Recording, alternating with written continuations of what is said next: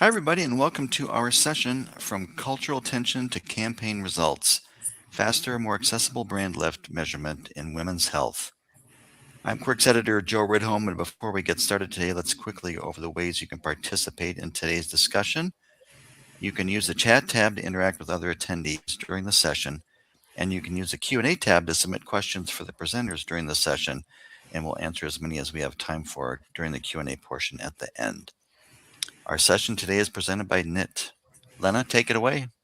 Thank you. Thank you. Welcome, everybody. I'm so glad you're here. I am Elena Garibian. I'm Director of Customer Success here at Knit, and I'm going to be helping to moderate the session today. I'm joined by my colleagues from Medtronic. I have Rachel from Medtronic's Insights team and Eileen Rosen from Medtronic's corporate marketing team. With us as well on the line is Cecilia Wong, who's actually not going to be presenting today. By way of agenda, before we get started, we're going to do a quick round of introductions, and then let me tell you a little bit of what we're going to do. Today, we're going to spend about 20 minutes talking about a campaign that was based on a central question. Can a single message actually deliver lift both at the brand level and at the product level? The hypothesis going into this campaign was that you don't have to choose between the two. So it's a fascinating campaign that we're going to be talking about. Before we get to the details of that, as I mentioned, we're going to do some introductions, and then the Medtronic team is going to take us through sort of the lay of the land, set the stage with sort of the broader context of the patient experience, and then we will get into the details of the campaign. So as I mentioned, I'm Lena here at Knit. My role is that I lead the Medtronic partnership. So my job here at the company is to really make sure that the Medtronic team gets the most value from their partnership and help our research teams deliver work that's meaningful and mapped to business decisions. So anyway, again, thank you for being here, and let me pass to Eileen. Hi, everybody. Thank you so much for having me today. I think whenever people talk about consumer marketing, they often think about it through, consumer packaged goods or lifestyle brands. But there is a real role for healthcare companies to be playing in the direct-to-consumer space. And this really goes back the last couple of decades. There are some broader consumer trends that have been evolving over the years that have really brought us to where we are today, where Medtronic, with MedTech or life sciences would be entering the conversation. Couple decades ago, high deductible plans became the norm. And when that happens, patients or consumers are exposed to the cash price of their healthcare. And that automatically makes you more discerning and ensures that patients really want to know, like, what exactly am I paying for? What are the different care options that I have?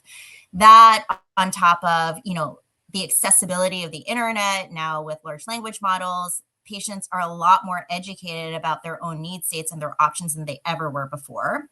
You also have this intersection between technology and healthcare really coming to the forefront with wearables, right? Like now we have like glucose monitors. There was always Apple Watches, Fitbits.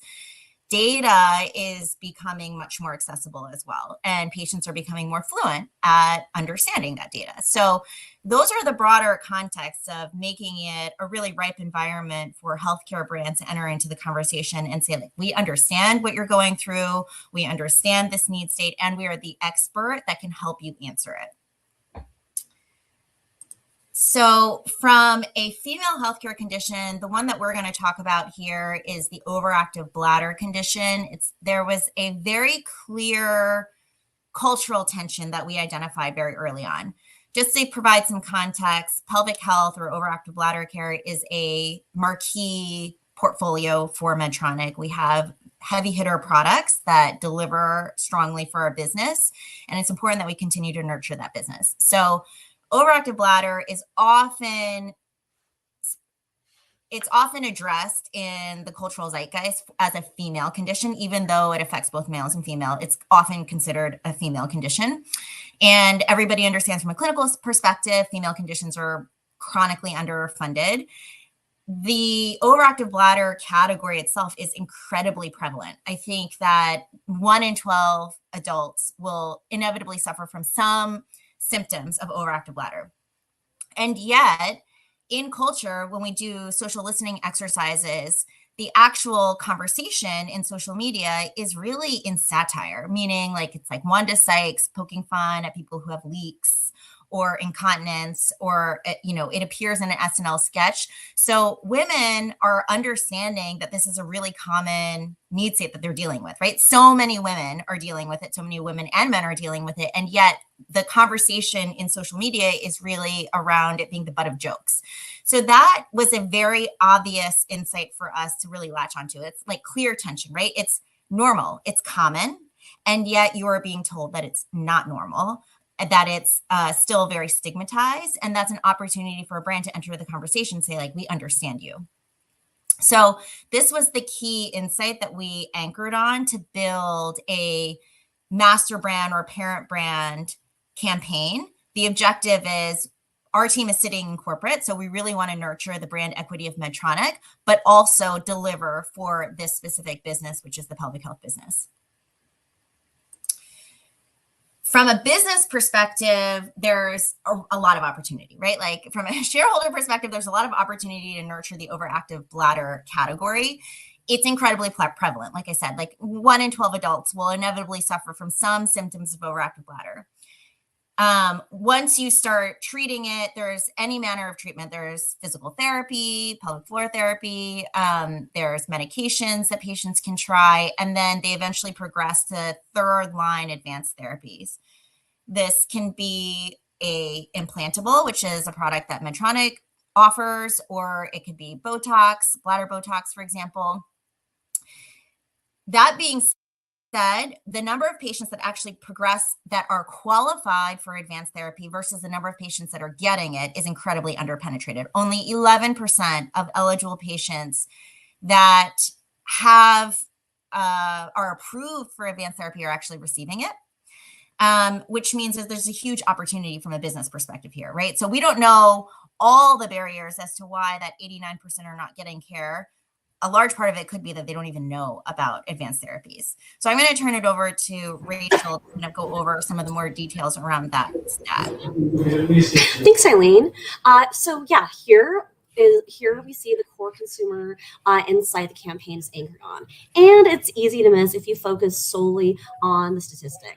Patients with OAB aren't actively identifying or labeling their experience that way. It's normalized. It sits in the background, something they've adapted to, worked around, maybe mentioned once, and then moved on from with their physician even.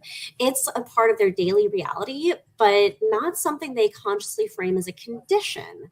What's powerful is that when the right creative reaches them, recognition happens immediately. They see themselves in it, and they see themselves quickly and instinctively, even if they've never named it before. So that created a very specific challenge for the campaign and the research.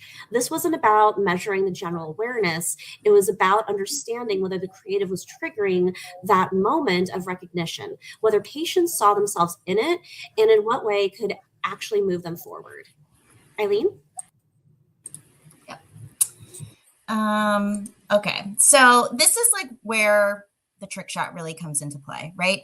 So we are in corporate marketing. We really need to nurture Medtronic as a brand. Our objective is really to lift Medtronic as a brand, to deliver for the portfolio that both acts as a shield and an enabler for all the products underneath it. That being said, any marketer that works on upper funnel corporate brand understands that that's a really hard sell because it's a hard tie to business performance. So we decided to craft a hypothesis that said there's a specific altitude that we can take that will allow us to deliver both for the business at a product level and for the portfolio. And that is really anchoring in on that key insight around OAB, understanding that patients don't name their condition. They know it's happening, but they don't recognize it as something that's not normal, right? So it's like basically give patients permission. Like, you don't have to live like this. You don't have to deal with this condition in the way that you currently have been. So it's bringing down portfolio marketing down to the category altitude, the overactive bladder altitude, and offering the payoff of the portfolio. So we cue the category. We let patients know, look at all of the things that you're doing to manage your overactive bladder. You don't have to live like this. discover more about Medtronic bladder solutions. We're not naming a specific therapy. We're not even naming a specific conduit of how that therapy really works. We're just stating, as a brand, we understand the challenges that you're dealing with this highly stigmatized need state. So the hypothesis in this scenario is that we're delivering a campaign that can both provide brand lift and product lift at the same time. You're getting a 2-for-1.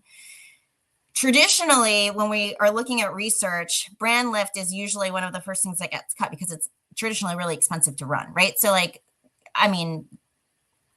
traditional agencies can charge you up to $250,000 for just a brand lift study.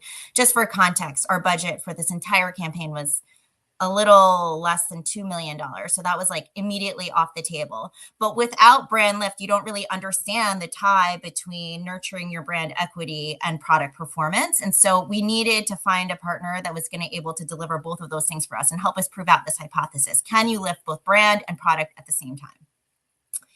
So I'm going to turn it over to Lena. Wonderful. Thank you. So yes, let's talk a little bit about the methodology in terms of how we designed this study and where we are. And then we're going to actually present some preliminary results. So thinking about what it took to get this into the market, we designed a two-wave survey, right? Standard, where you're going in with wave 1 to get some baseline understanding, right? Measure what your baseline looks like, run the campaign, and then come back in with a consistent measurement style to actually get those comparators, right? So a few things were really critical to get this done. First of all, speed, right? So speed is actually also along the lines of its speed and actually flexibility, right? So you had to get that first survey in to get those baseline understandings before that first campaign ran, run it fully, come back, report out on those results, which was really important to do in terms of thinking about how we were going to use that data. And then the campaign ran, come in with wave 2 along sort of the market timing, and get that survey into the market, into field in time for results to the business. So again, timing along the lines of the actual campaign that's running pre and post campaign. Cost, of course, I think Eileen spoke to this, that sort of $250, $250K mark is really, really high. We came in at a fraction of that cost. And I think it just can't be overstated that the efficiencies and the savings in terms of what it unlocks for the business, least of all, a repeatable process that can then drive future decisions. So super, super positive result on the cost as well. In terms of methodology, this is not a simple, Gen Pop survey across all audiences. This was a custom survey that was designed thinking about that two-wave survey.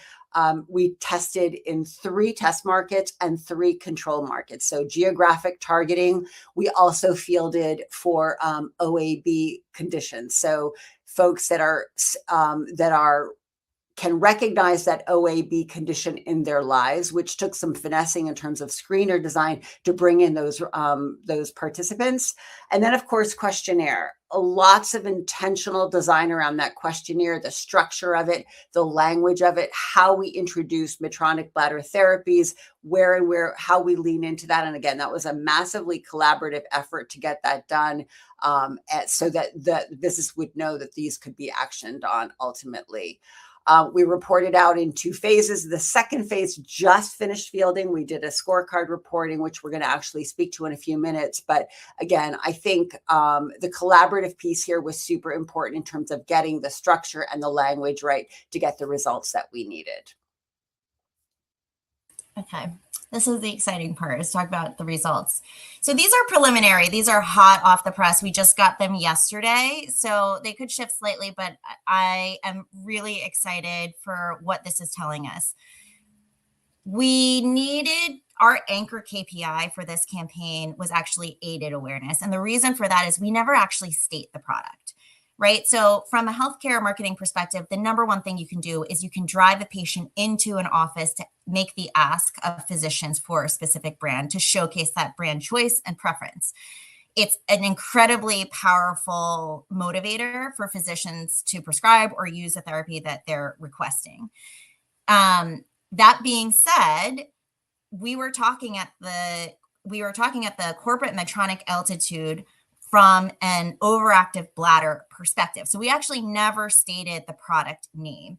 So the objective here was to create air cover and halo, drive patients to understand their need state, cue them to take action, to start doing something about their need state. And then we will later stimulate that same activity with a branded paid social ad. So that could be like, that would be naming the actual name of the product, right? Like an ad that says like, are you ready to take action now? Click here, fill out this form, right? So there was a consideration that we knew that we had to prime patients for preference, and then we were going to stimulate them with an additional advertisement. So like aided awareness, we just wanted to say like, do people recall this? From a brand aided awareness, this is at the Medtronic level, we saw a 12% lift, which is incredible given the niche need state that we're dealing with here, right? This is medical technology. Double-digit growth is always a good thing. And brand recall at the Medtronic level was 9%. And this is where that 2-for-1 really comes into play, because we also ask, do you recall the product? And we give them a stimulus for understanding what the product name is and how it looks, and it's ticked and tied up to Medtronic master brand. We saw an 8% lift here. So without even stating the product name, we were able to drive aided awareness of the product at an 8% lift.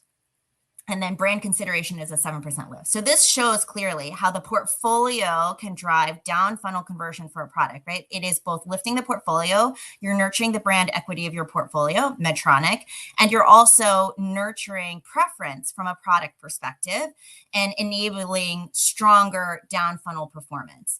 So this is the 2-for-1 that we were hoping to deliver. We want to see that we're lifting both the brand and the product. From a high level, this is incredibly powerful because it's a strategy that can be repeated. We can deliver this for key need states for Medtronic and lift the portfolio at the same time in different instances, right? Like we can run this for the cardiovascular need state. You can run it for, deep brain stimulation need state, for example. We're achieving 2 objectives in one campaign. What's not on here, this is from a brand lift perspective, what's not on here is actually business performance. So we were also measuring 2. So we wanted to lift brand, we wanted to drive business results. And this is a clear indicator of the tie between upper funnel brand lift objectives and business performance. This is something that historically requires double the spend. This was a super efficient way for us to deliver on both of those objectives, read out whether or not our hypothesis was accurate or not, and basically make the case to repeat this again.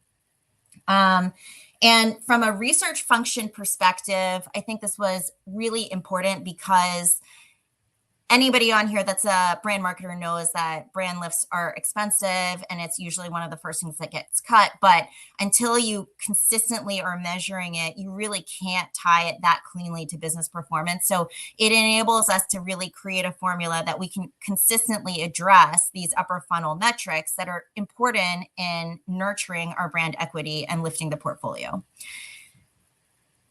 So these are the results. We're very excited about it. They're less than 24 hours old. And from a research practice perspective, I think the key takeaways of this case study are threefold, really. It doesn't really matter what the business data says. Like no spreadsheet is ever going to tell you the mindset and the emotional reaction that a patient has. So the key to a successful campaign is always going to live in patient insight. That can be discovered in multiple ways. We did social listening, we did focus groups, we spoke directly to patients, right? But we have to understand where the patients are in order to meet them in a way that they can understand.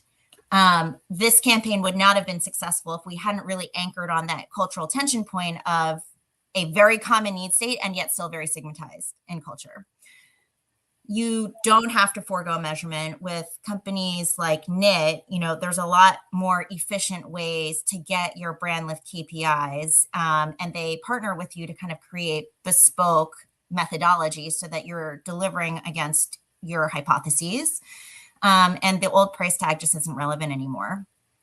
And then lastly, to tie brand KPIs to business performance is always helpful. Brand KPIs really elevate the portfolio, but the more that we can tie it to product lift KPIs or product business lift KPIs, the better, because it will create a more sustainable funding source to enable nurturing your brand ongoing. That's all I had. So I'll turn it over to questions. Let's see if there's anything else here. That's the case study. Any questions? All right. Thank you so much. We do have some questions coming in.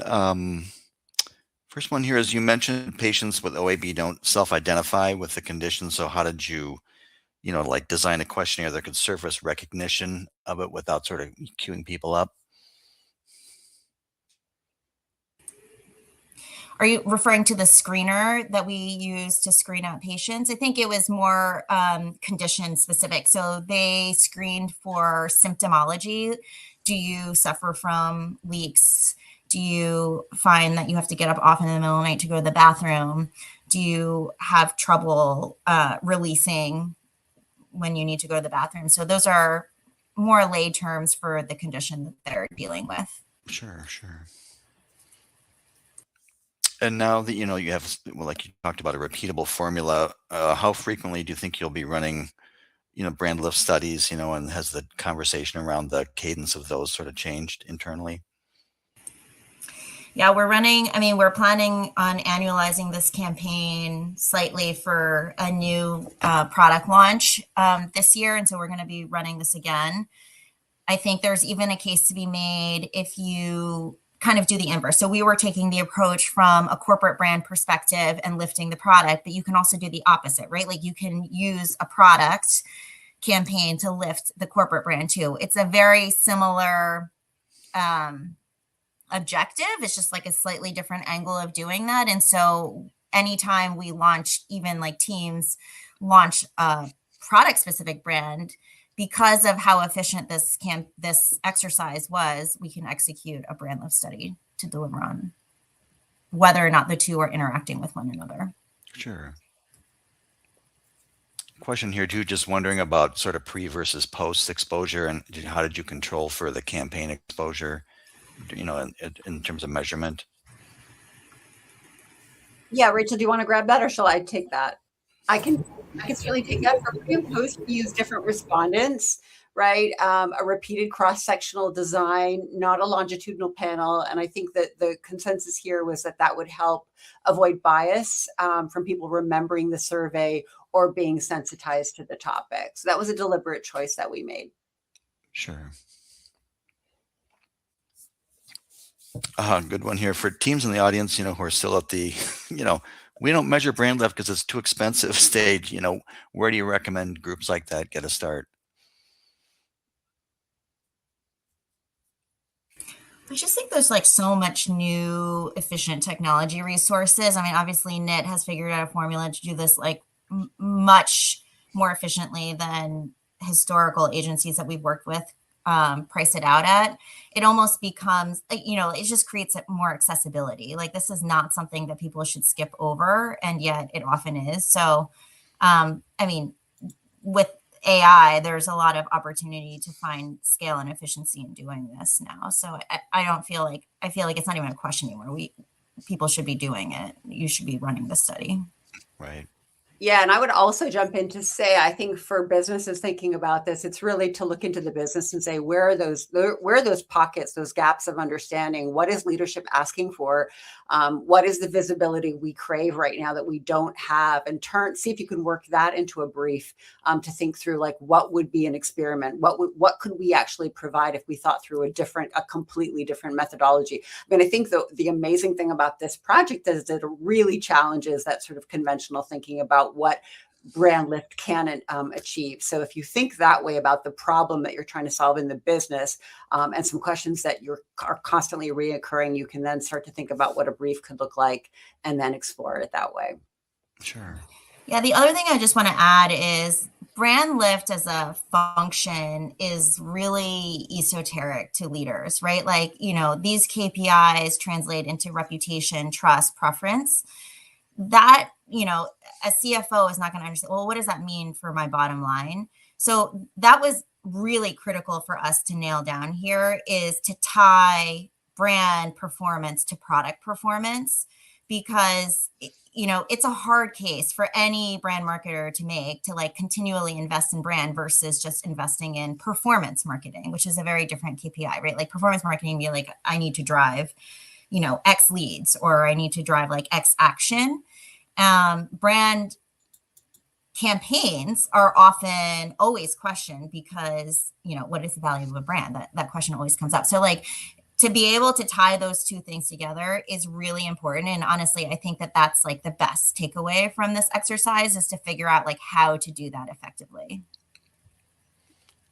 And I think you might have just addressed this, but there's a question here too, asking about, how do you present an associative result rather than a causal one to leadership in a way that lands with them? That sort of feels like a hard sell, especially like you were talking about with a CFO who needs to be addressed in maybe a different language that's more relevant to them. Yeah, I mean, it's I don't know that we can say it's causal, but we can show the correlation, right? So like we're showing brand lift and product lift, those things are going up at the same time in a very controlled environment. The other thing that we didn't showcase here is the actual bottom of the funnel metrics that we saw. So like this campaign did drive specific volume of performance leads of patients who are saying, I'm interested in seeking this therapy. So, those three things put together, we ran it in 3 markets specifically, so we had clear controls. It definitely delivered. So like we're at least seeing the correlative performance, and that is irrefutable. Sure. Well, I think we've gotten to everybody's questions. So thank you very much for the great engagement, everybody out there. And thanks to Eileen, Rachel, and Lena for the great presentation. And thanks for joining us again. Enjoy the rest of your day. Thank you all. Thank you.